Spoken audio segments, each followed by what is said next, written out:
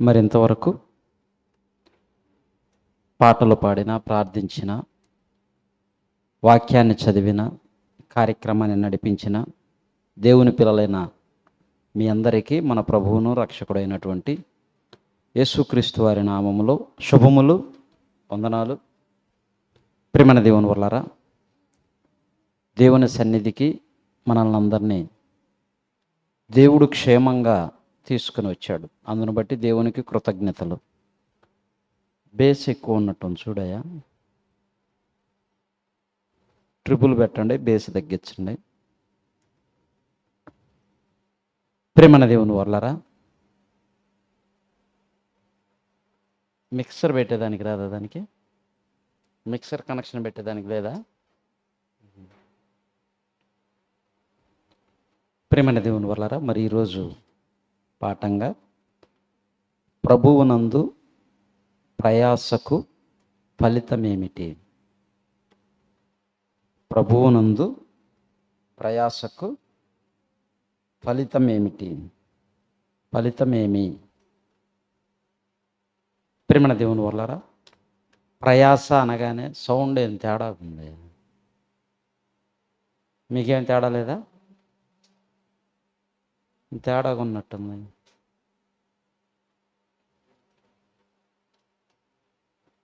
ప్రయాస అంటే మనందరికీ తెలుసా లేదా? ప్రయాసపడుతున్నారా లేదా? పిల్లల కోసం, కుటుంబం కోసం, పలు విధాలుగా కుటుంబాన్ని పోషించుకోవాలంటే ఏదో ఒక పని చేసి, ఏదో ఒకటి కష్టపడి కుటుంబాన్ని ముందుకు కొనసాగించుకోవాలి. పని చేయకుండా ఖాళీగా తిరిగితే ప్రమాదం. ఏం ప్రమాదం వస్తుంది అంటే ఆర్థిక ఇబ్బందులు వస్తాయి. మొదటిగా అప్పుల సమస్యలు వస్తాయి. ప్రియమైన దేవుని వల్లరా, ఆర్థిక ఇబ్బందులు, అప్పుల సమస్యలు. పని చేస్తే బయట ఉన్న వస్తువులు ఇంట్లోకి వస్తాయి. అదే పని చేయకపోతే ఇంట్లో ఉన్న వస్తువులు బయటికి వెళ్ళిపోతూ ఉంటాయి. అదే పెద్దలు అంటూ ఉంటారు, తండ్రి పుణ్యమా అని బావులు దువ్వితే కొడుకు పుణ్యమా అని ఏం చేశాడంట? పూడ్చివేశాడు. తల్లిదండ్రులు సంపాదించిన ఆస్తిని వ్యర్థంగా ఖర్చు పెడుతూ తిరిగే వాళ్ళు కూడా ఉన్నారు. కష్టానికి తగిన ఆ యొక్క ప్రయాస వారికి తెలియదు. కష్టపడి పనిచేసే వాళ్ళ పరిస్థితి ఎలా ఉంటుందంటే, ఒక వ్యాపారం చేసే వ్యక్తి ప్రయాసమే. ఒక వ్యాపారం చేసే వ్యక్తి కూరగాయల వ్యాపారమే చేసాడు అనుకోండి, ఇంట్లో నుంచి వెళ్ళేటప్పుడు ఒక 1000, 2000, 3000 తీసుకొని వెళతాడు. మార్కెట్కి వెళ్ళి కూరగాయలన్నీ తీసుకొని బండిలోనో, తోపుడు బండిలోనో, ఆటోలోనో వేసుకొని ఉదయం నుండి సాయంత్రం వరకు పలు ప్రాంతాల్లో తిరిగి, లేదా ఒకే దగ్గర షాప్ పెట్టుకొని కూరగాయలు అమ్ముతాడు. అది కూరగాయలు కావచ్చు, లేకుంటే ఫ్రూట్స్ బండి మీద పెట్టుకొని తిరిగి అమ్మేవాళ్ళు కావచ్చు. రకరకాల వ్యాపారాలు ఉన్నాయి. రకరకాల వ్యాపారాలు, రకరకాల రంగాల్లో ఉన్నారు. మరి ఉదయం తీసుకువెళ్ళింది 1000, సాయంత్రం ఇంటికి వచ్చింది ఎంత? తీసుకొని వెళ్ళిన 1000 పక్కన పెడితే మిగిలిన లాభం ఎంత? ఇవి లెక్కలు కట్టుకుంటారు లేదా? ఇది ఒక చిన్న వ్యాపారి. అదే బేల్దారి పనిచేసేవాళ్ళు ఉన్నారు. వారం అంతా పనిచేస్తాడు, 5 రోజులు 6 రోజులు పనిచేస్తాడు. ఈ వారం బటువాడ శనివారం వస్తుంది. గతంలో ఒక 10 సంవత్సరాల క్రితం, 10-15 సంవత్సరాల క్రితం మనం ఉన్న ఈ ప్రాంతంలో పులివెందుల్లో గురువారం బొటవాడ ఇచ్చేవాళ్ళు. అవునా? గురువారం ఇచ్చేవాళ్ళు. ఎందుకంటే ఆ పొద్దు సంతని శనివారం కాకుండా గురువారం వారం ఆ పొద్దు పని చేసినవన్నీ లెక్క చూసుకొని ఆ మేస్త్రి దగ్గర ఏ పని, కాంక్రీట్ పని చేయని, కూలి పని చేయని, మట్టి పని చేయని, బేల్దారి పని చేయని, పెయింటింగ్ పని చేయని, ఎలక్ట్రికల్ పని చేయని, ఈ వర్కర్స్ అందరూ కష్టపడి పనిచేసే వాళ్ళందరూ గురువారానికి పేమెంట్ తీసుకొని మరలా ఆ ఇంట్లో కావలసినటువంటి సరుకులు కానివ్వండి, కూరగాయలు కానివ్వండి, వీటన్నిటిని సమకూర్చుకునేవాళ్ళు. ఇతను వారం ఖర్చు ఏముందో దానికి తగ్గట్టు పని చేసుకుంటూ, ఒకవేళ అక్కడ పని లేకపోతే మరొక దగ్గర ఇలా వెతుక్కుంటూ వెళ్తారు. ఈ వారంలో నేను కట్టవలసిన డ్వాక్రా గ్రూపులు ఏమున్నాయి, చీటీలు ఏమున్నాయి, బండి కంతులు ఏమున్నాయి, ఈఎంఐస్, వీటిని ఎలా నేను కట్టాలి, అది కట్టకపోతే 500 ఫైన్ పడుతుందని, మరలా 2 నెలలు 3 నెలలు కట్టకపోతే వచ్చి మన దగ్గర ఉన్న బండో ఆటోనో తీసుకుని వెళతాడని, ఎలాగైనా అది కట్టాలి అని ప్రయాసపడుతూ ఉంటారు. వాస్తవమా కదా? పని దొరకలేదనుకోండి, ఇంకో ప్రాంతానికి వెళ్ళైనా పనిచేసి కుటుంబాన్ని పోషించుకోవాలి. ఎందుకంటే పిల్లల స్కూల్ ఫీజులు ఉంటాయి, బుక్స్ ఉంటాయి, వాళ్ళకి డ్రెస్సులు ఉంటాయి, ఇంట్లో ఎన్నో అవసరాలు ఉంటాయి, మధ్య మధ్యలో హాస్పిటల్ ఖర్చులు ఉంటాయి, లేదా బంధువులు ఎవరన్నా వస్తే ఖర్చులు ఉంటాయి, లేదా మనం ఎక్కడికన్నా సడన్గా వెళ్ళాల్సి ఉంటే ప్రయాణాల ఖర్చులు, అక్కడ ఏదైనా ఖర్చు అయితే వాటికి, మధ్య మధ్యలో మరలా ఎగ్జిబిషన్లని, చికెన్ పకోడాలని, గోబీలని, లేదా బేకరీ ఫుడ్ వారానికి ఒకసారి ఇంట్లో తీసుకొచ్చేవాళ్ళు ఉన్నారా? కవర్లు తేగాకండి. ఆ బేకరీ ఫుడ్ తీసుకొని వచ్చి ఇంట్లో పెట్టి మళ్ళీ వీళ్ళని తీసుకెళ్ళి హాస్పిటల్లో పెట్టాలి. వద్దు. నీ ప్రయాస వ్యర్థం కాకూడదు. ఇది లోక సంబంధమైన ప్రయాస. ఒక ఆటో డ్రైవర్ ఉన్నారనుకోండి, ఉదయాన్నే ఇంటి దగ్గర నుంచి బయలుదేరతాడు, ఒక 100 రూపాయలు జేబులో వేసుకొని డీజిల్ పట్టించుకొని తిరుగుతూ ఉంటాడు. పాపం వాళ్ళ ప్రయాస చూస్తుంటే ఎవరో దారిన నడుచుకుంటూ వెళుతున్నా ఆపి ఎక్కించుకుందాం, ఏదన్నా ఒక 10 రూపాయలు వస్తుంది, లేదా ఎవరన్నా ఒక బ్యాగ్ పట్టుకొని నుంచున్నా, ఒక సెంటర్లో నుంచోనున్నా, వాళ్ళు ఎక్కడికి వెళ్ళాలో వాళ్ళ దగ్గరికి వెళ్ళి అడిగి మరీ ఎక్కించుకుంటూ ఉంటారు. సాయంత్రానికి అతను డీజిల్ ఎంత పట్టించాడు, ఎంత వచ్చినాయి, ఈరోజు నా తోలకం ఎంత, నేను పడిన ప్రయాసకు ఎంత వచ్చింది చూసుకుంటారా లేదా? చూసుకుంటారు. అందులో సొంత ఆటోలు ఉండేవాళ్ళు ఉంటారు, లేదా రెంట్కు తీసుకొని సాయంత్రానికి ఆ రెంట్ కట్టి డీజిల్ ఖర్చులు పోయి ఇతనికి ఎంత మిగిలింది.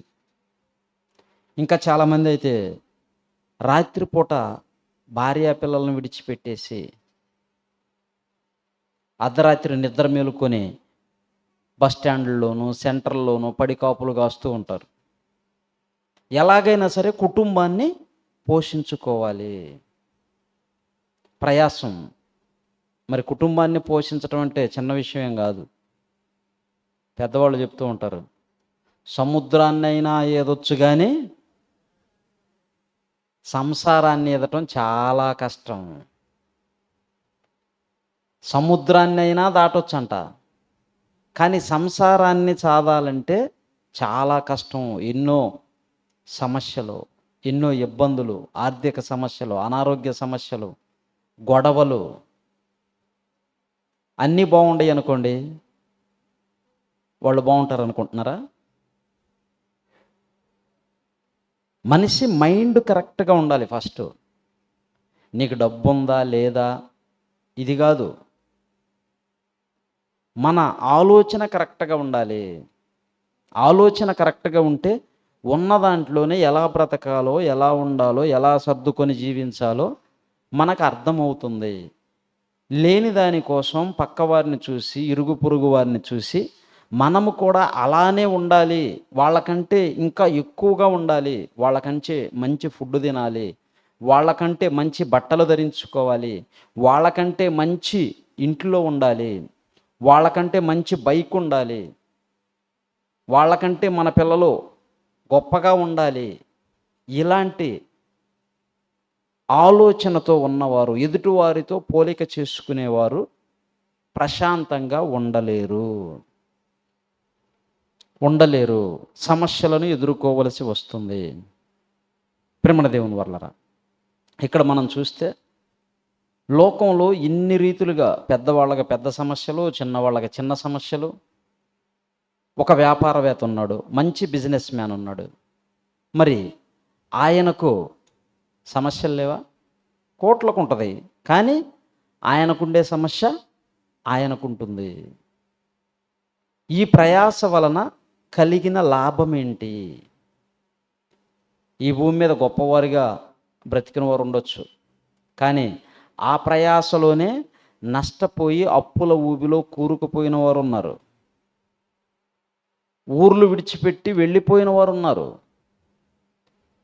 ఉన్నత స్థితిలో ఒక లిమిటెడ్ కంపెనీల స్థానంలోకి వెళ్ళినటువంటి వందల మంది, వేల మందిని నడిపించేటువంటి సంస్థలు కూడా కుప్ప కూలిపోయిన సందర్భాలు ఉన్నాయి.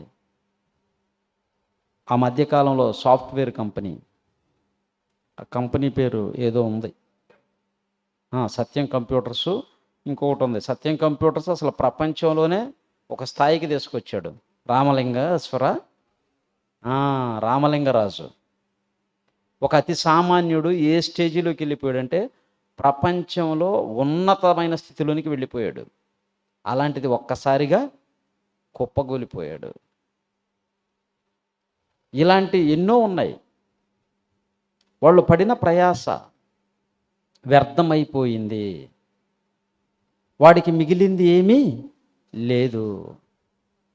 ప్రేమణ దేవుని వర్లరా, మరి ఈ ప్రపంచంలోనే అందరికంటే జ్ఞానవంతుడు అనుకున్న ఒక ఆయన గురించి మనం చూస్తే, అన్నీ అనుభవించాడు ఆయన. ఆయన ఎలా బ్రతికాడయ్యా? ఆయన స్టేజీ, ఆయన రేంజి చెప్పాలంటే, ఆయన కెపాసిటీ ఏంటని మనం చూస్తే, ప్రసంగి గ్రంథం చూడండి, 2వ అధ్యాయం 4వ వచనం నుంచి 11వ వచనం వరకు. ప్రసంగి గ్రంథం 2వ అధ్యాయం 4వ వచనం నుంచి 11వ వచనం వరకు. నేను గొప్ప పనులు చేయబూనుకుంటుని. మనం చేసే ఏమన్నా గొప్ప పనులా? గొప్పగా ఉండవు. ప్రపంచానికి తెలిసే అంత స్థాయిలో మన పనులు ఉండవు. మన కుటుంబాన్ని పోషించుకునేదానికే మనకి ఆలోచన పరిధులు ఉంటాయి. ఈయన ఎలాంటి వాడయ్యా అంటే గొప్ప పనులు చేయబూనుకున్నాడంట. ఆయన కొరకు ఇల్లు కట్టించుకున్నాడు, ద్రాక్ష తోటలు నాటించుకున్నాడు, ఆయన కొరకు తోటలను, శృంగార వనములను చేయించాడు, వాటిలో సకల విధములైన ఫలవృక్షాలను నాటించుకుంటేనే. మనలో ఎవరికైనా ఉండయా? 1 ఎకరా సేనా తోట ఉంటేనే మన వాళ్ళని పట్టుకోలేం. 1 ఎకరా సేనా తోట ఉంటేనే మన వాళ్ళని పట్టుకోలేం. అమ్మో, మీసాలు తిప్పి నిమ్మకాయ నిలబెట్టినట్టు తెల్లటి ఖద్దరు బట్టలు వేసుకొని, కాలు మీద కాలు వేసుకొని బజార్లో కూర్చొని పెద్ద సుట్ట పెట్టి లేకపోతే సిగరెట్ పెట్టి, ఆ హోదా వేరుగా ఉంటుంది. ఇక్కడ ఈయన ఏదో సాదా చేదా గల్లీలో వ్యక్తి కాదు, పేరు ఊరు లేని వ్యక్తి కాదు. ఆయన గురించి మనం 3000 సంవత్సరాల తరువాత కూడా చదువుకుంటున్నామంటే ఆయన ఎంత గొప్పవాడు అయి ఉండాలో చూడండి. ఇళ్ళు కట్టించాడంట, నారుమళ్ళు కట్టించాడంట, పూల తోటలో ఫలవృక్షాలు నాటించుకున్నాను. వృక్షముల నారుమళ్లకు నీరు పారునట్లు ఆఖరికి చెరువులే దవ్వించాడంట. మనం ఒక బావి దవ్వించాలంటే అప్పుల పాలవ్వాలి. ఇప్పుడున్న పరిస్థితి. ఒకప్పుడు కూడా బావి దవ్వాలంటే చాలా కష్టం. కొన్ని 100 మంది పనిచేయాలి. 100 మంది ఒకేసారి చేయలేకపోయినా రోజు ఒక 20 మందో 30 మందో మట్టి అంతా ఎత్తి బయట వేస్తూ ఉంటే కొన్ని వారాలకో కొన్ని నెలలకో ఆ బావి కంప్లీట్ అవుతుంది. ఎన్ని వందల మంది పడతారు. ఇప్పుడంటే మిషన్స్ వచ్చాయి కనుక, యంత్రాలు వచ్చినాయి కనుక కొంచెం ఈజీగానే ఉంటుంది. కానీ ఇప్పుడు బావులు తీసే అంత లేదు. ఇప్పుడు ఏం చేస్తున్నారంటే కోరీలు తీస్తున్నారు, బండల కోసం, గనుల కోసం. ఇప్పుడు మన కింద ఈ బిల్డింగ్ కిందనే పెద్ద పెద్ద రంధ్రాలు ఉన్నాయి తెలుసా? ఏమో సార్, ఈ బిల్డింగ్ ఎప్పుడు కూలిపోద్దాం, మేము చర్చికి రామంటారా? పులివెందల, వేంపల్లి, అటు కదిరి, ఈ చుట్టుపక్కల మొత్తానికి భూమి కింద రంధ్రాలు దూవినాయి, దారులు వేశారు, లైట్లు బిగిచ్చారు. తెలుసా మీకు? ఏమో విచిత్రంగా చూస్తున్నారు. యురేనియం ఫ్యాక్టరీ అండి. యురేనియం ఫ్యాక్టరీ ఉంది కదా ముబ్బచింతలపల్లి. లోపల భూమి లోపలే తవ్వుతూ యురేనియాన్ని బయటికి తీస్తూ దారులు వేశారు. లోపల పెద్ద పెద్ద వాహనాలు పోతున్నాయి, లోపల పెద్ద పెద్ద వాహనాలు వెళ్ళి ఆ యొక్క యురేనియాన్ని బయటికి తీసుకుని వచ్చి లోడ్ చేసి పంపిస్తున్నాయి. మొన్న ఏంపల్ దగ్గర ఎక్కడో పొలాల్లో ఒక దగ్గర సుమారు ఒక 25 సెంట్లో అర్ధ ఎకరాను కూలిపోయిందంట, కిందికి అంతనే దిగిపోయింది. చూశారు ఎవరన్నా? తెలుసా? నాకు చెప్పారు, నేనైతే చూడలేదు, మరి అది నిజమో అబద్ధమో తెలియదు.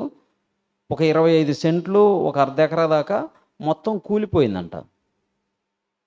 అంటే కింద ఏం చేశారంటే అది తవ్విన తరువాత దానికి మరలా సువలు అంటారు వాటిని, రాడ్స్ ఉంటాయి, అది కూలిపోకుండా దానికి సపోర్ట్ కొట్టి భూమికి సపోర్ట్ ఇవ్వాలి, పైనుంచి మరలా నేల కూలిపోకుండా. ఆ ఏరియాలో వాళ్ళు అది చేయలేదంట, కూలిపోయింది. ఇప్పుడు ఆ రైతు ఎలా పుడుచుకోవాలి దాన్ని?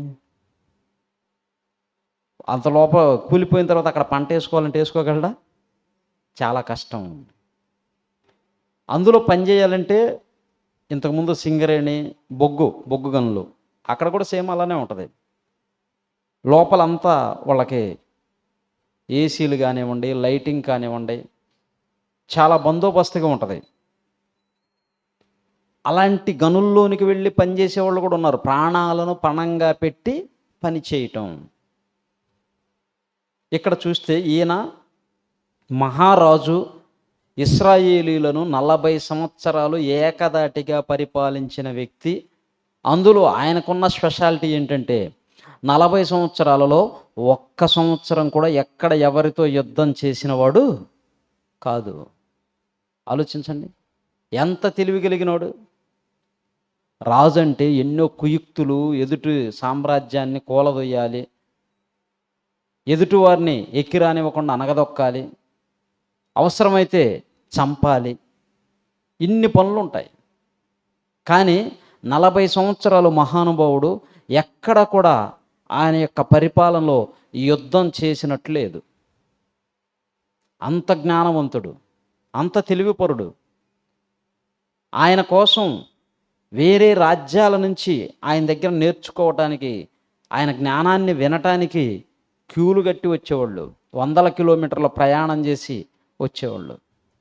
ఆయన బ్రతికిన బ్రతుకు ఇప్పటి వరకు ఎవరో బ్రతికుండరు, అంత గొప్పగా బ్రతికాడు. ఆడ ఏం చేశాడంటే ఫలవృక్షాలు నాటించాడు, వాటికి నీళ్లు కట్టడానికి నారుమళ్ళు, కాలువలు తవ్వించాడు, చెరువులు తవ్వించాడు, పనివారిని పనికత్తెలను సంపాదించుకుంటుని,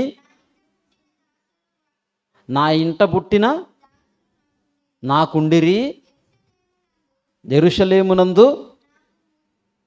నాకు ముందున్న వారందరికంటే ఎక్కువగా పశు మందలను, గొర్రె మందలను, మేక మందలను బహు విస్తారముగా సంపాదించుకుంటుని, నా కొరకు వెండి బంగారములను, రాజులు సంపాదించు సంపదను, ఆయా దేశములలో దొరుకు సంపదలను కూర్చుకొంటిని,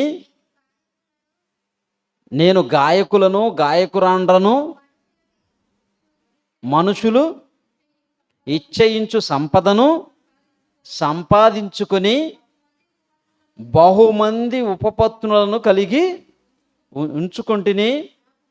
నాకు ముందు యెరూషలేమునందున్న వారందరికంటే నేను గనుడనయ్యుంటిని, అభివృద్ధి నొందితిని, నా జ్ఞానము నన్ను విడిచిపోలేదు. ఇక ఇవన్నీ చెప్పటం ఎందుకని, అసలు నా కంటితో దేన్ని చూసానో దాన్ని నేను ఏది విడిచిపెట్టలేదు. నా కన్ను కావాలనుకొని దేన్ని కోరుకుందో వాటిల్లో అది బంగారమా, వస్త్రాలా, తిండా, మరొకట ఏదైనా సరే వాటిని అన్నిటిని కూడా నేను అనుభవించకుండా విడిచిపెట్టలేదు. ఆలోచించండి, అంత గొప్పగా బ్రతికాడు. ఆయన జీవితం 3 పువ్వులు 6 కాయలు అంటారు చూసారా? 3 పువ్వులు 6 కాయలు కాదు, 3 పువ్వులు 30 కాయలుగా మారింది, 100 కాయలుగా మారింది. అంత ఉన్నతంగా ఉన్నటువంటి ఆయన, అన్నీ అనుభవించిన ఆయన చెప్తున్న మరొక మాటను మనం చూస్తే చూడండి, అదే ప్రసంగి గ్రంథం. అప్పుడు నేను చేసిన పనులన్నీ, వాటి కొరకు నేను పడిన ప్రయాస అంతటియు నేను నిదానించి వివేచింపక అవన్నీ వ్యర్థమైనవిగాను, ఒకడు గాలికి ప్రయాసపడినట్టుగాను అగపడెను. అంత గొప్పగా బ్రతికిన ఆయనకి ఎలా ఉందంట? వ్యర్థమైనవి, ప్రయాస. ఆయన ఎంత ప్రయాసపడ్డాడో, అంతమందిని మెయింటైన్ చేయాలంటే అన్ని విధాలుగా ఆయన ఒక భోజనపు బల్ల ఎలా ఉంటుందో తెలుసా? రోజుకి కొన్ని 100 ఏటలు తెగాలి. ఆయన భోజనపు బల్ల కొన్ని 100 ఏటలు తెగాలి. కొన్ని 1000 మంది ఉంటారు. అంత పెద్ద సామ్రాజ్యం. అంత ఉన్నతంగా బ్రతికిన ఆయన మొదటి అధ్యాయంలో ఆయన ఉత్తరాన్ని ప్రారంభిస్తూ ఏమని రాశాడు చూడండి. మొదటి అధ్యాయం 2వ వచనం, వ్యర్థమని ప్రసంగి చెప్పుచున్నాడు. ఎప్పుడైనా మనకు ఎవరైనా ఒక ఉత్తరం రాసామనుకోండి, ఓపెన్ చేసిన తరువాత వ్యర్థము అని ఉందనుకోండి, అది చదవటానికి ఇష్టపడతామా? ఇంట్రెస్ట్ ఉంటుందా?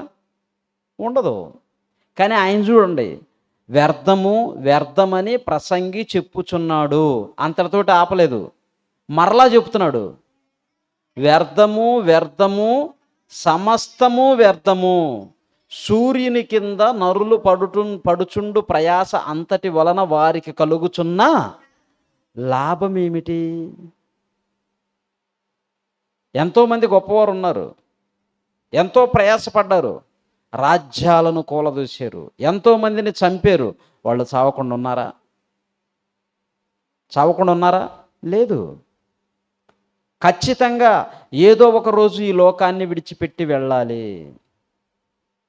వెళ్ళేలోపు నువ్వు దేనికోసం ప్రయాసపడుతున్నావో తెలుసుకోవాలి. మన ప్రాంతవాసి, ఈ ప్రాంతంలో పుట్టిన పెద్ద ఆయన, మంచి గొప్ప వ్యక్తి వైఎస్ రాజశేఖర రెడ్డి గారు. ఎంతోమంది పేదలకు మంచి అవకాశాన్ని, వైద్యాన్ని అందించినటువంటి మహానుభావుడు. కానీ ఈరోజు మన మధ్య లేరు. ఎంతో ప్రయాసపడ్డాడు, తన కాలాన్ని ముగించుకొని వెళ్ళిపోయాడు. ఇంకా ఆయన కంటే చిన్నవారు కానీ గొప్పవారు కానీ ఎంతోమంది వెళ్ళిపోతూ ఉన్నారు. మనము కూడా ఏదో ఒక రోజు వెళ్ళిపోవలసిన వారమే. వెళ్ళిపోయే లోపు నువ్వు దేనికోసం ప్రయాసపడుతున్నావో తెలుసుకోవాలి. ఒక మాటను చూద్దాం, చూడండి.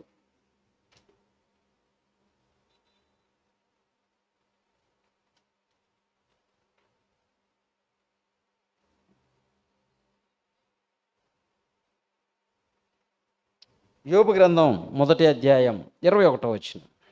యోబు గ్రంథం మొదటి అధ్యాయం 21వ వచనం.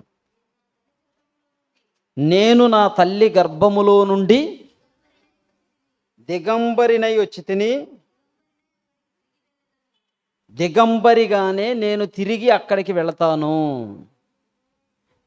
మనలో ఇక్కడున్న వారిలో కానివ్వండి, పులివెందుల్లో ఉన్న వారిలో కానివ్వండి, కడప జిల్లాలో ఉన్న వారిలో కానివ్వండి, ఆంధ్రప్రదేశ్, ఇండియా, ఇంటర్నేషనల్ వైడ్గా ఏ దేశం వారైనా, ఏ దేశ పౌరుడైనా వస్తూ తల్లి గర్భములో నుంచి నేను ఒక 100 గ్రాములు బంగారు తీసుకొని వచ్చాను అన్నవాళ్ళు ఉన్నారా? మాణిక్యరావు గారు ఉన్నారా? లేరు. తల్లి గర్భంలోంచి వస్తూ నేను ఒక వజ్రం మింగొచ్చాను అన్నవాళ్ళు ఉన్నారా? లేరు. ఆ వజ్రం తల్లి గర్భంలో ఉంటే తల్లి బ్రతకదు, నువ్వు బ్రతకవు. ఈ మధ్య విదేశాల నుంచి వచ్చేవాళ్ళు బంగారు ఎలా తెస్తున్నారయ్యా అంటే, ఆపరేషన్ చేయించుకొని కడుపులో పెట్టుకొని మరలా ఇక్కడికి వచ్చి ఆపరేషన్ చేయించుకుంటున్నారు. అమ్మో, ఎంత ప్రమాదం! అంటే ప్రాణాలకు తెగించి మరి ఆ బంగారం కోసం ప్రయాసపడుతున్నారు.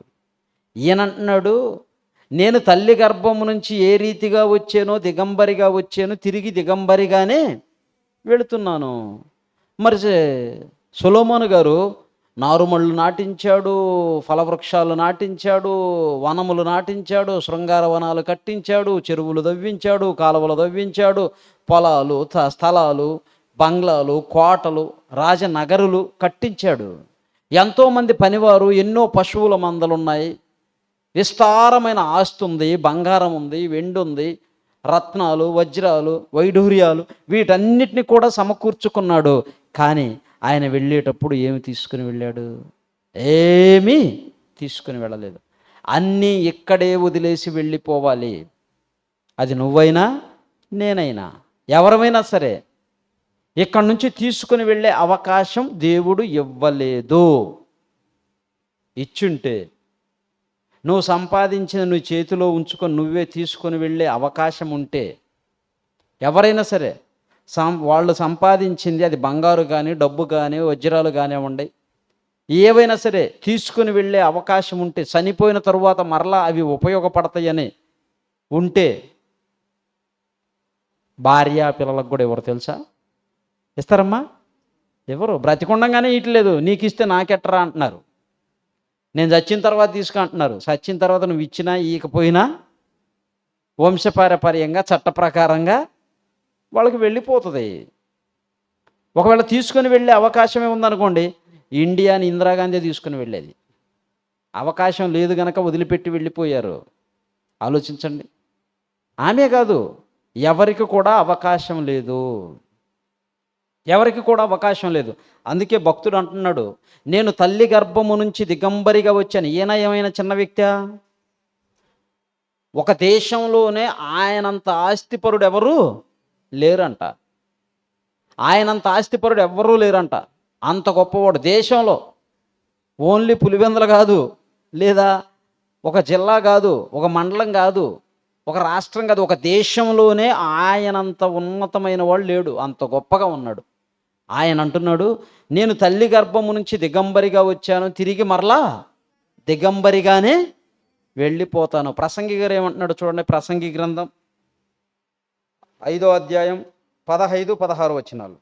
ప్రసంగి గ్రంథం 5వ అధ్యాయం 15-16 వచనాలు.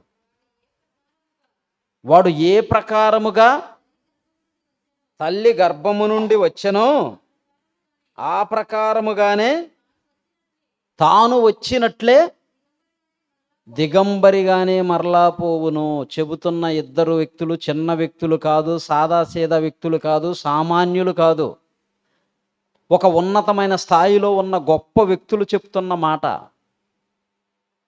గొప్ప వ్యక్తులు చెప్తున్న మాట ప్రేమ దేవుని వర్లరా. ఆలోచించండి.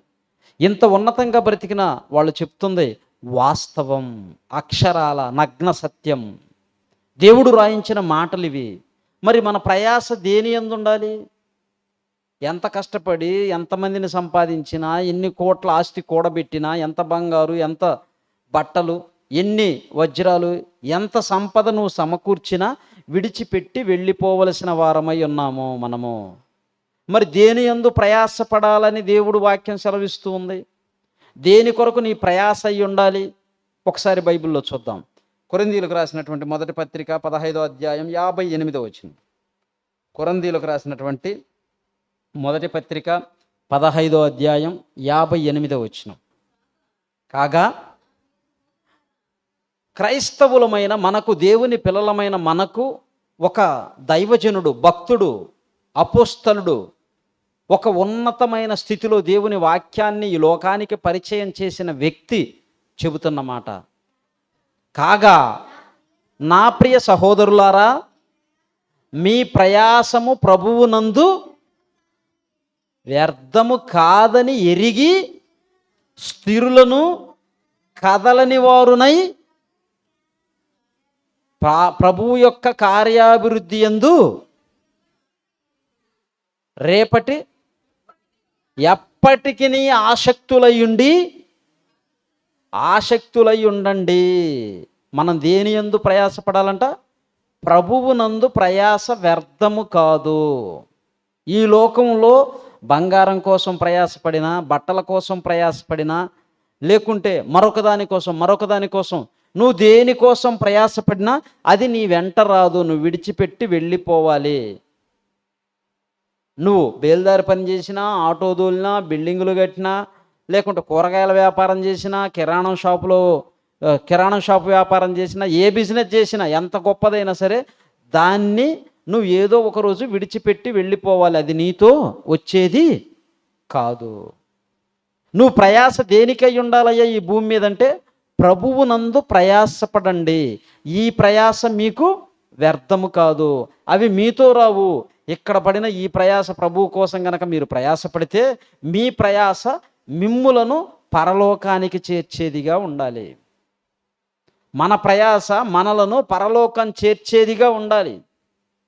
అంత గొప్పగా దేవుని కోసం ప్రయాసపడాలి. మరి దేవుని కోసం ఎక్కువ ప్రయాసపడుతున్నామా, మన కోసం ఎక్కువ ప్రయాసపడుతున్నామా? దేవుని పని కోసం ఎక్కువ ప్రయాసపడుతున్నామా, మన పని కోసం ఎక్కువ ప్రయాసపడుతున్నామా? ఆలోచించండి. నీ ప్రయాస ఎంత దేవుని పని కొరకు పెట్టగలుగుతున్నావు, ఎంత దేవుని పనికి చేయగలుగుతున్నావు నాకు రాదండి, నేను చేయలేండి. చేసేవారికి సహాయం చేయాలి. నీ కష్టాన్ని నువ్వు ఈరోజు పనిచేసావు, కష్టపడి ప్రయాసపడ్డావు, 500 వచ్చింది. ఆ 500 దేవుని పని కోసం ఇచ్చామనుకోండి, నువ్వు రోజంతా ఎవరి కోసం ప్రయాసపడ్డట్టు? దేవుని కోసం ప్రయాసపడ్డట్టు, నీ కోసం ప్రయాసపడ్డట్టు కాదు. మనం వేసే యొక్క ఆ ప్రయాస వ్యర్థము కాదు. నిన్ను పరలోకంలో నీతో పాటు నీకు అవసరానికి ఉపయోగపడుతుంది, అక్కడికి వస్తుంది. అక్కడ డబ్బులు ఉంటాయంటే డబ్బులు ఉండవు. డబ్బులు ఉంటాయని కాదు దాని అర్థం. దానికి తగిన ప్రతిఫలము దేవుడు ఇస్తాడు. అక్కడ ఏమి ఇస్తాడో నీకు తెలియదు, నాకు తెలియదు. పరలోకం ఎలా ఉంటుందో నీకు తెలియదు, నాకు తెలియదు. ఎందుకంటే పొయ్యి వచ్చిన వాళ్ళం ఎవరమే లేము. ఈ భూమి మీదకి వచ్చిన వారిలో పరలోకాన్ని డైరెక్ట్గా చూసిన వాళ్ళు ఎవరైనా ఉన్నారా? ఈ భూమి మీదకి వచ్చిన వారిలో పరలోకాన్ని డైరెక్ట్గా చూసిన వాళ్ళు ఎవరైనా ఉన్నారా? పల్లవి, వెరీ గుడ్. యేసుక్రీస్తు వారు ఒక్కడు మాత్రమే పరలోకాన్ని చూసిన వ్యక్తి భూమి మీదకి వచ్చిన వారిలో. కొంతమంది దర్శనం ద్వారా చూశారు, పరలోకం వెళ్ళలేదు, దర్శనం ద్వారా చూశారు అంతే. అది కలలో కావచ్చు, లేకుంటే దర్శనం కళ్ళు తెరిచి ఉండగా మెలకువలో ఉన్నప్పుడు, స్పృహలో ఉన్నప్పుడు వచ్చిన దర్శనం కావచ్చు. అలా చూసిన వారే కానీ యోహాను గారు కానీ ఎవరు పరలోకం వెళ్ళిన వారు లేరు. ఒక యేసుక్రీస్తు వారే చూశాడు. అక్కడ ఏముంటుందంటే నీకు అర్థం కావడానికి బంగారు రోడ్లు అన్నాడు. ఆడేం బంగారం ఉండదు. నీకు ఇష్టం కాబట్టి బంగారం అంటే నీ మదిలో అది విలువైంది గనక విలువైన దానితో పోల్చాడు. బంగారం కంటే విలువైంది ఉంటుంది అక్కడ. ఈ భూమి మీద ఉన్న వాటిలో దేనిని పోల్చలేము. అది బంగారం కావచ్చు, వజ్రాలు కావచ్చు, వైడూర్యాలు కావచ్చు, రత్నరాశులు కావచ్చు, ఏవైనా సరే పరలోకంతో పోల్చదగినవి కావు. పాతాళంలో అగ్ని అన్నాడు, మంట. అగ్ని అంటే మంట. మంట ఉన్న దగ్గర వెలుగు ఉంటుందా, చీకటి ఉంటుందా? మరి పాతాళం కటిక చీకటి అన్నాడు. ఆలోచించండి. కటిక చీకటి అన్నాడు. అది మరి మంట ఉన్నప్పుడు చీకటి ఏంటి? వెలుతురు ఉండాలి కదా. ఇలా వాక్యాన్ని ఏ కోణంలో ఆలోచిస్తున్నాము ఏందనేది అక్కడ ఆయన రాస్తున్న ఉద్దేశం ఏంటనేది మనం గ్రహించాలి. మానవ మేధస్సుకు సరిపోయినంత వరకు, అందినంత వరకే రాశాడు. ఆ పై సంగతులు నీకు ఇప్పుడు తెలియవు. ఆత్మరూపిగా ఈ దేహాన్ని విడిచిపెట్టి వెళ్ళిపోయిన తరువాత దేవుడు అంటే ఏంటో, పరలోకం అంటే ఏంటో, పాతాళం అంటే ఏంటో, వాటి వైభవం ఏంటో, అక్కడ ఉండే బాధ ఏంటో అప్పుడు అర్థమవుతుంది. ఈ ప్రభువు కోసం నువ్వు ఇక్కడ ప్రయాసపడితే నిత్యము ఉండే పరలోకానికి వెళ్ళే గొప్ప భాగ్యాన్ని కలిగి ఉంటాం. ఈ భూమి మీద భార్య కోసమో, బిడ్డల కోసమో, కుటుంబం కోసమో, లేకుంటే ఆస్తుపాస్తుల కోసమో, అంతస్తుల కోసమో, భార్య పిల్లల కోసం కష్టపడొద్దని అంటలేదు. కష్టపడండి, కుటుంబాన్ని పోషించుకోండి, నీతిగా, న్యాయంగా, ధర్మంగా దేవుని కోసం బ్రతకాలి, ప్రభు పనిలో ఉండాలి. ముఖ్యంగా ఏదో లేని వాటి కోసం ఎదుటి వాళ్ళనో, ఇరుగు పొరుగు వాళ్ళనో చూసి వాళ్ళలాగా మనం బ్రతకాలని వాటి కోసం ప్రయాస వద్దు. నీ కుటుంబం కోసం ప్రయాసపడు, నీ పిల్లల కోసం ప్రయాసపడు, నీ భార్య కోసం, నీ భర్త కోసం, నీ తల్లిదండ్రుల కోసం, కుటుంబాన్ని పోషించుకునే దానికోసం, ఈ భూమి మీద జీవించే దానికోసం ప్రయాసపడు. కానీ ప్రభు పనిని మాత్రం మర్చిపోకు. ఈ ప్రయాస నీకు అప్పగించిన బాధ్యత, కుటుంబాన్ని ఒక స్త్రీగా నీకు అప్పగించిన బాధ్యత, ఒక పురుషుడిగా నీకు అప్పగించిన బాధ్యత. ఈ బాధ్యతను నెరవేరుస్తూ ప్రభు యొక్క పనిలో ప్రయాసపడాలి. నీ కుటుంబాన్ని ప్రభు పనిలో ఉంచాలి. నీ యొక్క పని దేనికోసమై ఉండాలి అంటే నీ కుటుంబం కోసం, ప్రభువు కోసమై ఉండాలి. ఇక్కడ అదే అంటున్నాడు, మీ ప్రయాస వ్యర్థము కాదు. మరొక మాట చూద్దాం, చూడండి. రోమపత్రిక 16వ అధ్యాయం 12వ వచనం. రోమపత్రిక 16వ అధ్యాయం 12వ వచనం. ప్రభువునందు ప్రయాసపడు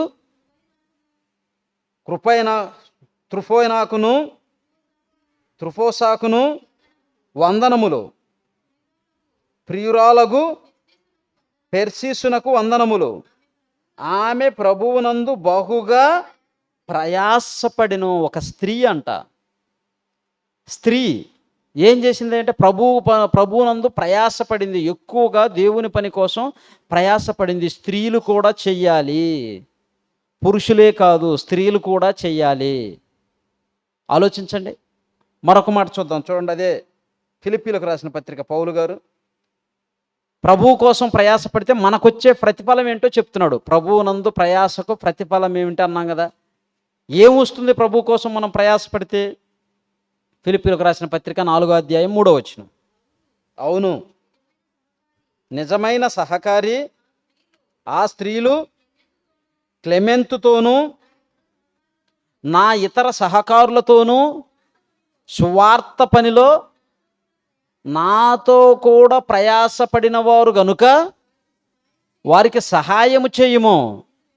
నిన్ను వేడుకొనుచున్నాను, ఆ సహకారుల పేర్లు జీవగ్రంథమందు రాయబడి ఉన్నాయి. నువ్వు ప్రభువు కోసం ప్రయాసపడితే నీకు కలిగే లాభం ఏంటంటే జీవగ్రంథంలో నీ పేరుంటుంది, మన పేరుంటుంది. ఏం ప్రయాసపడుతున్నావు? చిన్న జ్వరం వస్తే దేవుడి మీద అపనమ్మకం, చిన్న సమస్య వస్తే దేవుడి మీద అపనమ్మకం, చిన్న యాక్సిడెంట్ అయితే దేవుడి మీద అపనమ్మకం. దేవుడు ఉన్నాడా? నన్ను ఎందుకు కాపాడలేదు? నాకెందుకు ఇలా యాక్సిడెంట్ అయింది? నా బిడ్డ పోయింది, నా కొడుకు పోయాడు, నా కూతురు పోయింది, నాకు కాలు పోయింది, నాకు చెయ్యి పోయింది, నేను హాస్పిటల్ పాలయ్యాను, ఇన్ని ఇబ్బందులు పడ్డా. ఇలాంటి సమస్యలు చాలామంది దేవుని పైన మోపుతూనే ఉన్నారు. ఎలాంటి సమస్య అయినా దేవుని కోసం నిలబడాలి. అప్పుల సమస్యలైనా, లేకుంటే కాలు ఇరిగినా, చెయ్యి ఇరిగినా, ఆఖరికి కుటుంబంలో ప్రాణం పోయినా. శ్రీనివాస్ గారు సిద్దిపేట, ఎంతమందికి ఐడియా ఉంది? మంచి మంచి పాటలు రాశాడు. ప్రిన్సిపాల్ ఆయన, చాలా గొప్ప గొప్ప పాటలు రాశాడు. మంచి పరిచర్య చేస్తాడు ఆ ప్రాంతంలో. చాలా చక్కగా ఎన్నో అద్భుతమైన పాటలు రాశాడు. అలాంటి వ్యక్తి వాళ్ళ కూతురు భయంకరమైన రోగానికి గురై చనిపోయింది. మరి ఆయన నిరుత్సాహపడలేదే. నా కూతురికి ఎందుకు ఇలా అయింది? నేను ఇంత సేవ చేస్తున్నాను, ఇన్ని లక్షల ఖర్చు పెట్టి దేవుని సేవ చేస్తున్నాను. నేను దగ్గర పాటలకు 10 లక్షల దాకా ఖర్చు పెట్టాను. మనం చేసిన పాటలకి దగ్గర 10 లక్షలు ఖర్చు పెట్టాను. 100 రూపాయలు కూడా వచ్చి ఉండదు. ఎక్కడ డబ్బులు వాటికి రావు. మరి అంత ప్రయాసపడి అన్ని లక్షలు ఖర్చు పెట్టి చేసాం. నాది కాదు అది, దేవుడిచ్చిందే. నాకు నా గొప్పతనం ఏమీ లేదు, దేవుడిచ్చిందే. మరి కూతురు చనిపోయినా కానీ ఆయన నిరుత్సాహపడ్డా? అది మర్చిపోయి మరలా దేవుని సేవలో కొనసాగుతూ ఉండగా కొంతకాలం గడిచేసరికి పబ్లిక్ మీటింగ్లోనే మీటింగ్ జరుగుతూ ఉంది, కొడుకు కుప్పగూలిపోయాడు. ఎన్ని సంవత్సరాలంటే 21 సంవత్సరం. మంచి యవ్వన ప్రాయానికి వచ్చాడు. తల్లిదండ్రులకి ఆసరగా నిలిచే టైం అది. చిన్నప్పటి నుంచి కని పెంచి కష్టపడి గొప్పవాడిని చేసి ఎంతో ప్రయాసపడి బిడ్డను పెంచుకున్నారు. తినకో తల్లిదండ్రులు పిల్లల్ని అలా పెంచుకుంటారు. మనమైనా పస్తుంటాం కానీ వాళ్ళు ఒక్క పూట పస్తుంటే తట్టుకోలేం. అలా పెంచుకున్న కుమారుడు చిన్న వయసులోనే అలానే చనిపోయాడు. 21 సంవత్సరాల వయసులో సైమన్. ఆయన ఆ రోజు ఒక 10 నిమిషాలు మాట్లాడాడు. గుండెల నిండా బాధను నింపుకొని, కళ్ళల్లో నీళ్లు నింపుకొని, ఎంతో దుఃఖాన్ని కలిగి ఉన్నా కానీ ఆ సమయంలో కూడా దేవుని గురించి గొప్పగా మాట్లాడాడు. ఆ మాటలు వింటూ ఉంటే నాకు అప్పుడు యోబు గారే గుర్తొచ్చాడు. ఆయన అంత గొప్పవాడని నేను చెప్పటం లేదు, యోబు గారు గుర్తొచ్చాడు. అంటే దేవుని కోసం బ్రతికితే సమస్యలు వస్తాయా? ఖచ్చితంగా వస్తాయి. ప్రాణాపాయం వస్తుందా? వస్తుంది. ప్రాణాలు పోతాయా? పోతాయి. పోగొట్టుకున్న వాళ్ళు లేరా? పేతురు గారు పోలేదా? పౌలు గారు పోలేదా? స్టెఫెన్ గారు పోలేదా? ఆఖరికి మనం నమ్ముకున్న యేసుక్రీస్తే సమస్యల్లో పడ్డాడు. భయంకరమైన శిలువ మరణానికి చిక్కుకున్నాడు. వెళ్ళిపోవలసిన పరిస్థితి వచ్చింది. ఎలాంటి సమస్య అయినా నువ్వు దేవుని కోసం నిలబడాలి. అది ఆకలి కావచ్చు, దప్పిక కావచ్చు, కరువు కావచ్చు, ఖడ్గం కావచ్చు, నిందలు కావచ్చు, అవమానాలు కావచ్చు, హేళనలు కావచ్చు, దూషించే వాళ్ళు కావచ్చు. ఇవన్నీ కూడా ప్రభువులోనూ నిలబడటానికి బలమైన సాధనాలని గ్రహించాలి. మనం ప్రభువులో నిలబడటానికి నీ భర్త ద్వారే సమస్య రావచ్చు, బిడ్డల ద్వారే సమస్య రావచ్చు, పిల్లల ద్వారా, లేదా అన్నదమ్ముల ద్వారా, అత్తమామల ద్వారా, నీ ఫ్రెండ్స్ ద్వారా, లేదా చర్చిలో నీతో పాటు ఉండే నీ సంఘ సభ్యుల ద్వారే సమస్య రావచ్చు. కానీ నువ్వెక్కడ కూడా దేవుని యొక్క వాక్యంలో, దేవుని యొక్క పనిలో వెనక్కి తగ్గకూడదు. ధైర్యంగా ఉండాలి. ఎంతకాలం ఉంటుంది? ఈ భూమి మీద ఉన్న కొద్ది కాలమే ఈ సమస్య, ఈ శ్రమ, ఈ పెను ఉప్పెన. ఈరోజు మరి సంతోష్ అన్నయ్య గారి విషయంలో కూడా మనం చూస్తే ఆయన ఎంత గొప్ప సేవ చేశాడు. ఎన్ని వందల మందికి, వేల మందికి పాఠాలు చెప్పాడు. ఎన్నో వందల మందికి, వేల మందికి పాఠాలు చెప్పాడు.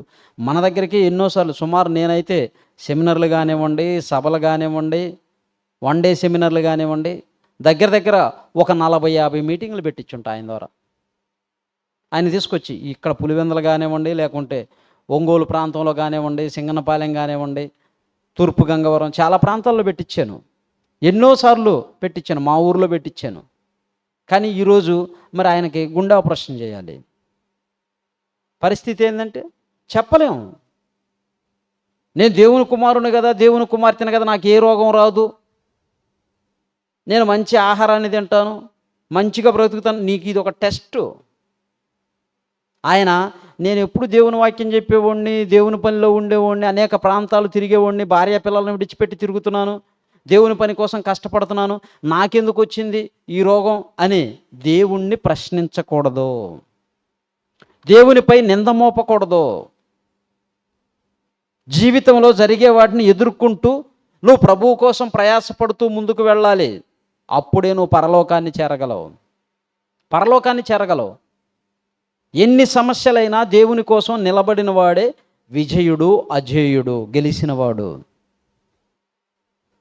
చిన్న వాటికి దూషించుకోవటం, పక్కవారిని హేళన చేయటం, సహోదరుల మీద, సహోదరిమణుల మీద నిందల మోపటం, అవమానించటం, హేళన చేయటం, ఇలాంటివి ఉండకూడదు. ప్రేమ దేవుని వల్ల మరొక మాటను మనం చూస్తే, మనము ప్రభువు కోసం ప్రయాసపడితే కలిగే ప్రయోజనం ఏంటో ప్రకటన గ్రంథం 20వ అధ్యాయం 15వ వచనం చూడండి.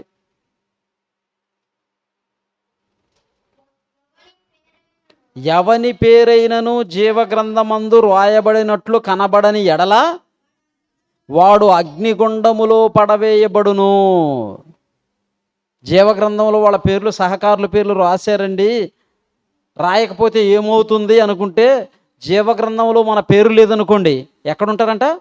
అగ్నిగుండములో, భయంకరమైన అగ్నిగుండములో ఉండవలసిన పరిస్థితి ఏర్పడుతుంది. ఇక్కడ కాసేపు వేడినే తట్టుకోలేం మనం, కొద్దిపాటి వేడినే తట్టుకోలేక విలవిల్లాడిపోతాం. ఎంతసేపు మీరు గ్యాస్ పొయ్యి ముట్టించి దాని మీద 1 సెకండ్ ఉంచగలరా? 1 సెకండ్, 1 అనే లోపు తీయండి, కాలదా? కాలిపోతుంది. ఊరిక మండిచ్చిన దాని మీద అట్లా అంటేనే శక తగిలిద్ది మనకి. అదే 1 అనే దాకా ఉంచామనుకో, చర్మం ఉండదు, పప్పు వచ్చేస్తుంది, మొత్తం బొబ్బలు వచ్చేస్తాయి, మంట ఇంకెన్ని రోజులు ఉంటుందా మంట? నువ్వు హాస్పిటల్కి వెళ్ళి ట్రీట్మెంట్ తీసుకొని అది తగ్గేంతవరకు వారమా, 10 రోజుల, నెల, ఆ మచ్చ ఎప్పటికీ ఉండిపోతుంది, కాలిపోతుంది, ఉండిపోతుంది. ఆలోచించండి. మరి కాసేపు 1 సెకండ్ ఉన్నదానికి ఎంత బాధ, ఎంత శ్రమ ఉంటే, మరి నిత్యము అగ్నిలో ఉండాలంటే ఇంకా అది ఎంత భయంకరమైందో ఒకసారి ఆలోచించండి. మన ప్రయాస ప్రభువునందు ఉంటే జీవగ్రంథంలో పేరుండాలి. ప్రభువులో లేకపోతే జీవగ్రంథంలో పేరుండదు. ప్రయాస ప్రభు కోసమై కాకుండా నీ కోసమే అయితే నువ్వు ఒకరోజు దేవునికి లెక్కప్పు చెప్పవలసిన పరిస్థితి. ఎందుకంటే దేవుడు సమస్తాన్ని ఇచ్చి పోషిస్తున్నాడు. గాలిని, నీరుని, ఆహారాన్ని అన్నిటినీ ఇచ్చి, అన్ని రుచులను ఇచ్చి, అన్ని ఆహార పదార్థాలను ఇచ్చి మనల్ని తృప్తిపరుస్తున్నాడు. అన్ని ఇస్తున్న ఆయన కోసం ప్రయాసపడకుండా నీ కోసం నువ్వు ప్రయాసపడి నీ జీవితాన్ని ముగించుకొని వెళ్ళిపోతే ఏదో ఒకరోజు ఖచ్చితంగా వెళ్ళాలి. వెళ్ళిన రోజు ప్రభువు ముందు తలదించుకొని ఉండాలి. పోనీ ఆ కాసేపు అయితే తల ఉంచుకొని ఉంటావు, కానీ అంతటితోటి అయిపోదే. నిత్యాగ్నిలోనికి వెళ్ళిపోతే శాశ్వతమైన అగ్నిగుండానికి యుగయుగాలు కాలిపోవాలి. ఇర్మియా గ్రంథం 51వ అధ్యాయం 58వ వచనం. ఇర్మియా గ్రంథం 51వ అధ్యాయం 58వ వచనం.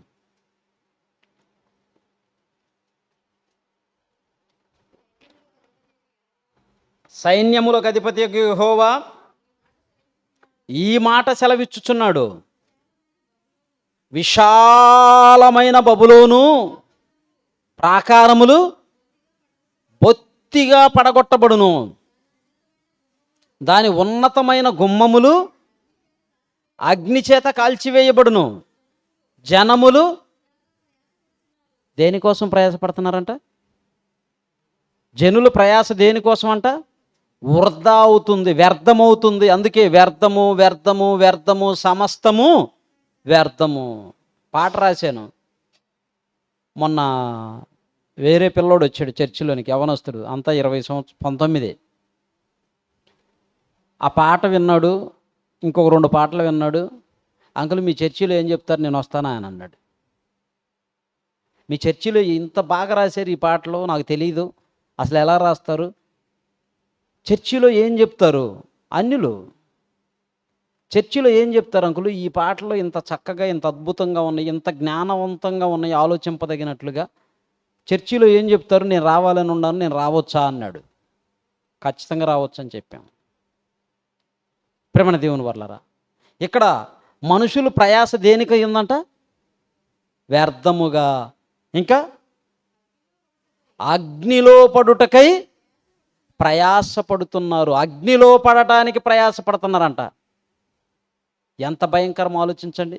లోకం కోసం ప్రయాసపడితే, దేవుని కోసం మరిచిపోయి నువ్వు లోకంలోనే బ్రతికితే నీ ప్రయాస అగ్నిగుండానికై ఉండకూడదు, ప్రభువు కోసమై ఉండాలి, ప్రభువు కోసమై ఉండాలి. మరొక మాట చూద్దాం, చూడండి. ఆ నరకంలో పడితే ఏమవుతుందో. మార్కు సువార్త 9వ అధ్యాయం 48వ వచనం. మార్కు సువార్త 9వ అధ్యాయం 48వ వచనం. నరకమున వారి పురుగు చావదు, అగ్ని ఆరదు. ఏదో 1 గంట, 2 గంటలు, 1 రోజు, 2 రోజులు, 10 రోజులు, నెలలో, సంవత్సరము, 10 సంవత్సరాలు, 100 సంవత్సరాలు కాదు. ఇక ఎప్పటికీ ఆడ అగ్ని ఆరిపోదు, నీ యొక్క ఆత్మ చచ్చిపోదు. యుగ యుగాలు కాలుతూనే ఉండాలి. అంత భయంకరమైన పాతాళంలోనికి వెళ్ళిపోవలసిన పరిస్థితి రాకుండా ఈ భూమి మీద ఉన్న అతి చిన్న జీవితం 60-70 సంవత్సరాల ఈ చిన్న జీవిత కాలాన్ని ప్రభువు కోసం ప్రయాసపడితే ఆ భయంకరమైన అగ్నిగుండం నుంచి తప్పించబడతాం. అదే మనకు కలిగే ప్రయోజనం, అదే మనకు వచ్చే లాభం. ఆటోదోలో, కూరగాయల వ్యాపారం చేసో, కిరాణం వ్యాపారం చేసో, బిజినెస్ చేసో ఈ రోజు నాకు ఎంత మిగిలింది, ఈ వారం ఎంత మిగిలింది, ఈ నెల ఎంత మిగిలింది, ఈ సంవత్సరం నా టర్న్ ఓవర్ ఎంత, ఈ సంవత్సరం నాకు ఎంత మిగిలింది, ఇవి చూసుకుంటున్నారే కానీ నేను చచ్చిపోయిన తరువాత నాకు మిగిలేదేంటి, నాతో పాటు ఉండేదేంటి, నాతో పాటు వచ్చే లాభం ఏది అని మనిషి ఆలోచించడం లేదు. మనతో పాటు వచ్చే లాభం ఏదంటే శాశ్వతంగా నీతో ఉండేదే లాభం. ఈ సంవత్సరం లాభం వచ్చింది 10 లక్షలు, వచ్చే సంవత్సరం కూడా 10 లక్షల లాభం వస్తుందని గ్యారెంటీ ఉందా? లేదు. నష్టం రావచ్చు, చెప్పలేము. అంటే ఈ సంవత్సరం వచ్చిన 10 లక్షల లాభం మనతోనే బారుకి ఉంటుందనేది ఉండదు. అసలు అది లాభమే కాదు చెప్పాలంటే. ఎందుకంటే అది నీతో ఉండేది కాదు, మనతో ఉండేది కాదు. లాభం అంటే మనతో ఉండాలి, ఎప్పటికీ మనతో ఉండేది లాభం. నష్టం కూడా ఎప్పటికీ మనతో ఉండేదే నష్టం. ఒక సంవత్సరం నష్టం వచ్చింది, రెండో సంవత్సరం నష్టం వస్తుందన్న గ్యారెంటీ ఉందా? ఉండదు, ఉండదు. లాభం రావచ్చు. అంటే లాభ నష్టాలు అనేవి ఈ భూమి మీద మనిషి జీవితంలో వచ్చి వెళ్ళిపోతూ ఉంటాయి, మనతో ఉండేవి కావు. మనతో ఉండేవి శాశ్వతమైన లాభం, శాశ్వతమైన నష్టం. ఆ పాటలో చెప్పాను. శాశ్వతమైన లాభం, శాశ్వతమైన నష్టం ఏదైనా ఉంది అంటే అది నిత్య జీవమా, నిత్య నరకమా. ఇవే శాశ్వతంగా ఉండేవి. శాశ్వతమైన లాభం, నీ ప్రయాసకు ఫలితం ఏమిటంటే పరలోకం. శాశ్వతమైన నష్టం నీకేంటంటే పాతాళం, అగ్నిగుండం, భయంకరమైన అగ్నిగుండం. దానిలోనికి మనం వెళ్ళకూడదు ప్రేమ దేవుని వల్ల. మరొక మాటను చూద్దాం. అదే ప్రకటన గ్రంథం 14వ అధ్యాయం 13వ వచనం. ప్రకటన గ్రంథం 18వ అధ్యాయం 14వ అధ్యాయం 13వ వచనం. అంతటా ఇప్పటి నుండి ప్రభువునందు మృతి నొందిన మృతులు ధన్యులని రాయమని పరలోకము నుండి ఒక స్వరము వినబడి, ప్రభువునందు మృతి నొందిన మృతులు ధన్యులు. నువ్వు చనిపోయేలోపు మంచి కోటీశ్వరుడుగా చనిపోవాలని కాదు.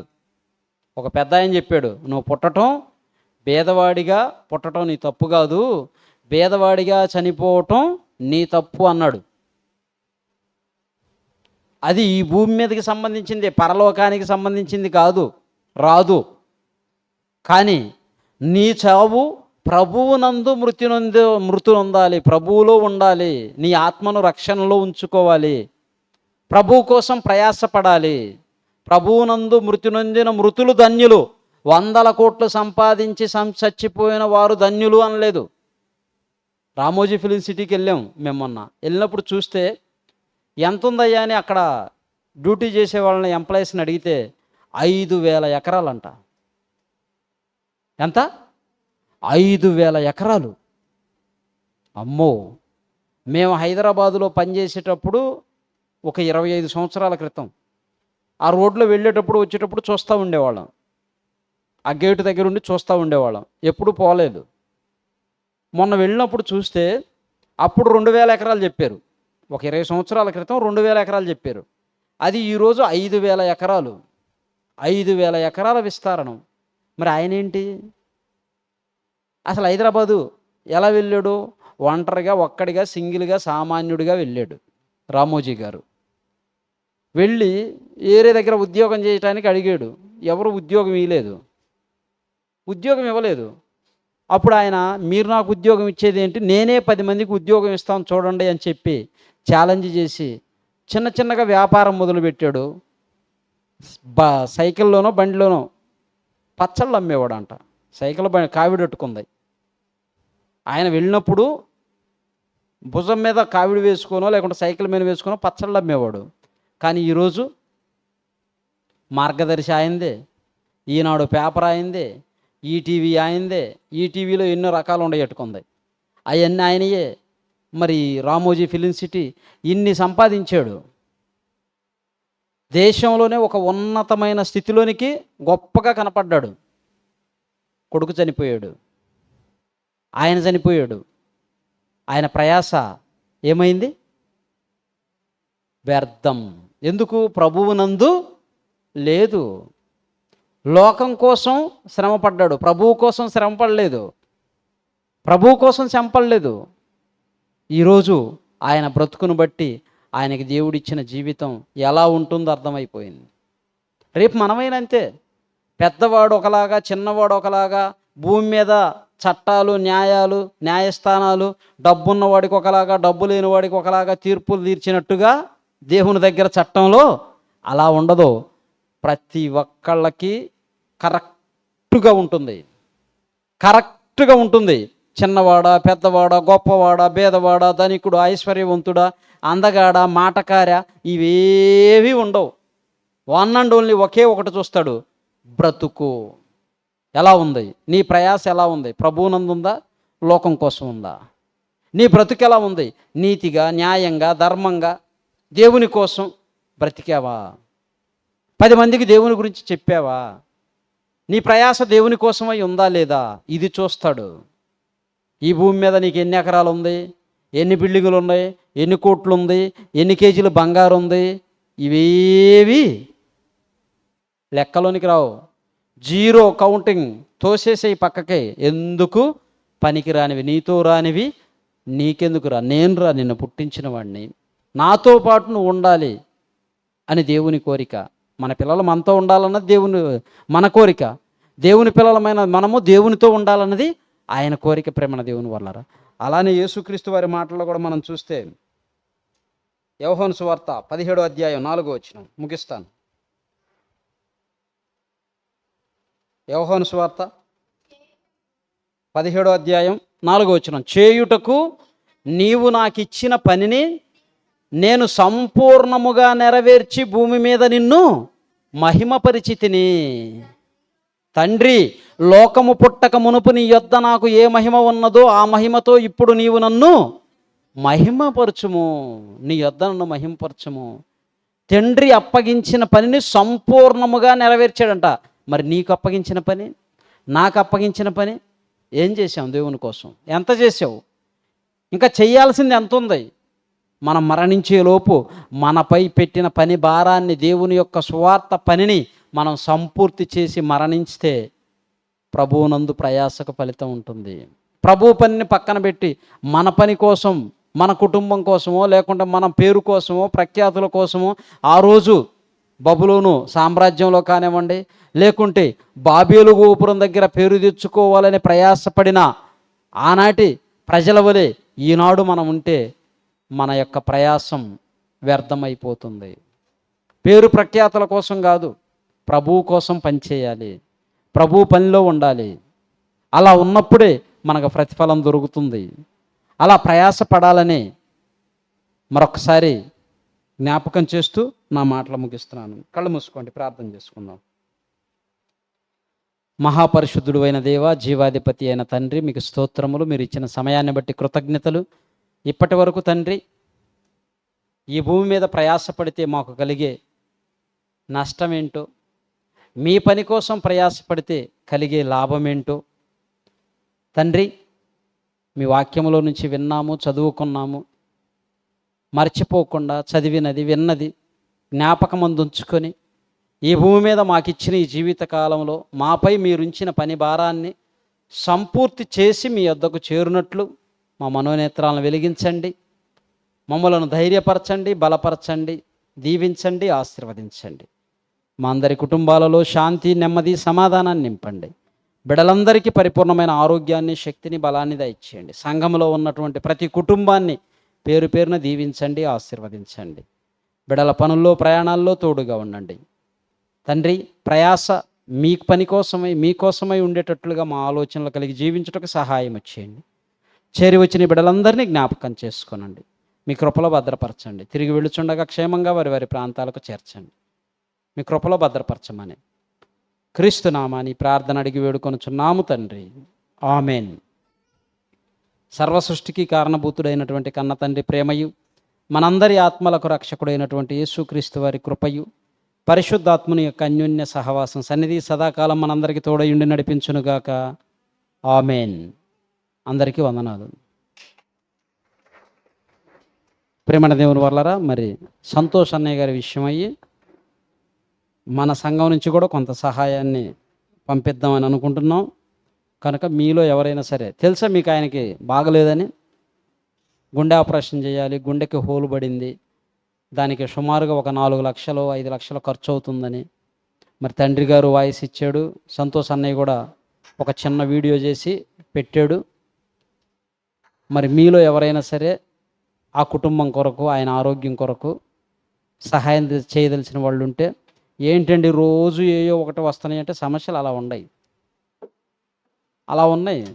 మొన్నటి వరకు భోజనాలకు అన్నారు, అంతకుముందు పాటలకు అన్నారు, పాటలకు కూడా ఇంకా ఇవ్వలేదు, పాటలకు అన్నారు, మళ్ళా ఈయనకు ఆరోగ్యం బాగాలేదు, ఏ ఒకటి వస్తూనే ఉంటాయి. కానీ మనకి జ్వరం వచ్చినా, మనకి ఏదన్నా బాధ వచ్చినా, ఏదన్నా సమస్య వచ్చినా మన సమస్యలన్నీ తీర్చుకుంటున్నాం లేదు, ఏదో ఒక రకం కష్టపడి పని చేసుకొని, అప్పు చేసుకొని, మరలా తీర్చుకొని సంఘంలో ఉన్నప్పుడు ఉంటాయి.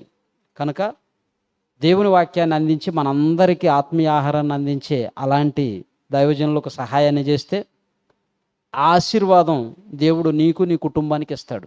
కనుక ఎవరైతే ఆలోచించారో, ఎవరైతే సహాయం చేయాలనుకుంటున్నారో దాన్ని అందజేస్తే నేను అన్నయ్య గారికి పంపిస్తాను. మంచిది. అందరికీ వందనాలు.